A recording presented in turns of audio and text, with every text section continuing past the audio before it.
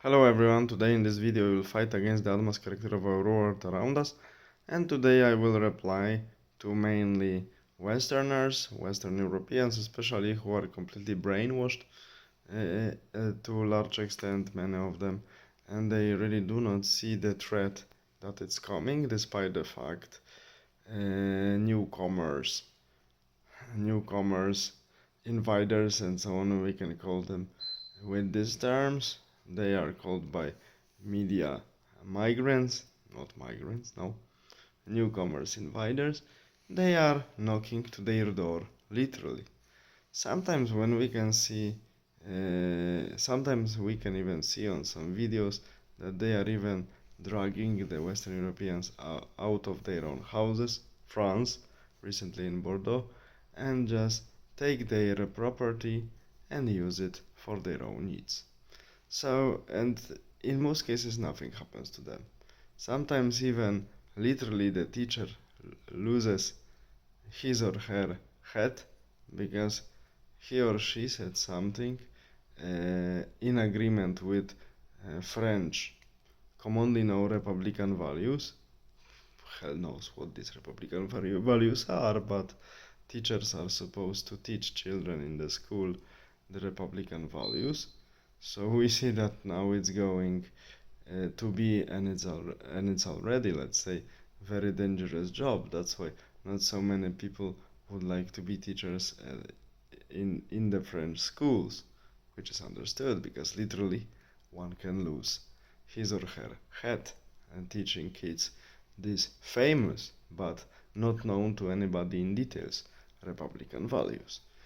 So, just after such introduction, I would like to tell to my Western Europeans, mainly Western Europeans colleagues, what's gonna happen if you continue with this really strange and politics, really stupid, and the politics that it's completely against the trends and against everything what history teaches us.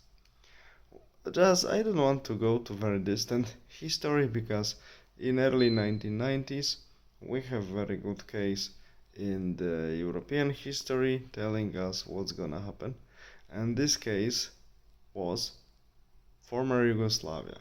After the death of the brutal but strong leader who actually formed this country from the very beginning after Second World War, it was very multi-ethnic country, Serbs, Croats, Bosnians, Macedonians, Turks, Gaugaus, and many smaller Slovenes, many smaller minorities. All of these nations almost had their own religion. Slovenes and Croats were Catholics, Serbs were followers of Autokephalic, so Autonomous Church of Serbia, Eastern Orthodoxy, and Bosniaks and Turks were Muslims. So we see that there was a reason to cry for the people who were really thinking about the future of the country, because by its structure, ethnic and religious structure, it was really unstable. And many of these nations within this country were also living in quite isolated valleys, and they didn't have much contact with other neighbors who were living even geographically very closely to them.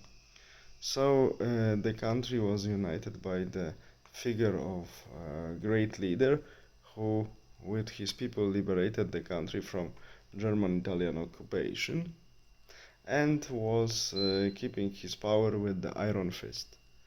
But in the beginning of 1980, Josip Broz Tito died in Ljubljana in the medical center at the age of 88, and he was interred in properly for him prepared mausoleum in Belgrade, still standing.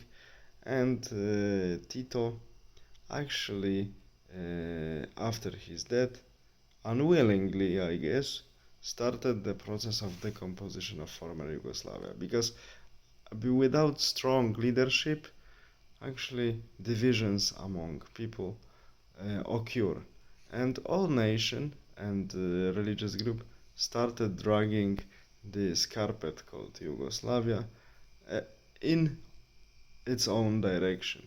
So this carpet of Yugoslavia has been torn into pieces in the early 1990s, when in 1991 first country declared independence and was protected by the West, Slovenia.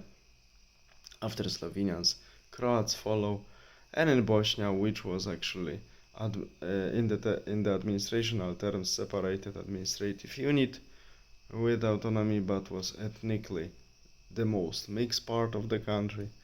In Bosnia, there was a brutal war, very brutal war, mainly there, and many people got displaced, many people got killed.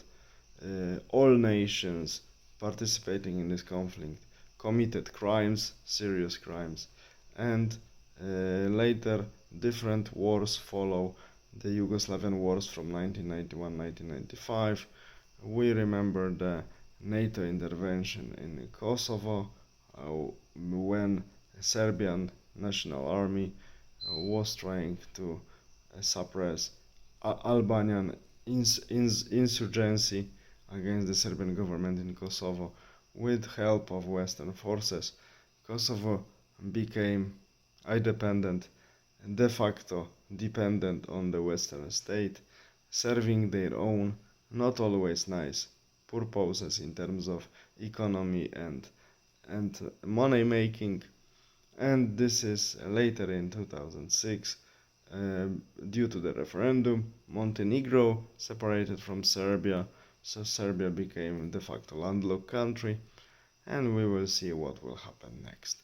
Still, we hear from time to time about the tensions on the Kosovo and Serbia border, so the story seemingly is not finished.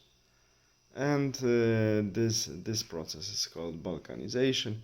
And if you, my dear colleagues, Western Europeans, and your elites continue like this, you will share the fate of former Yugoslavia, but on the much larger scale.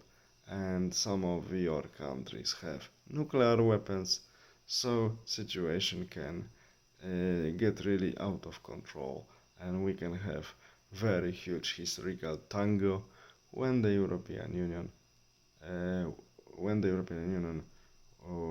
undergo the Balkanization process, so-called, like former Yugoslavia in the 1990s. All the best, have a nice day, bye.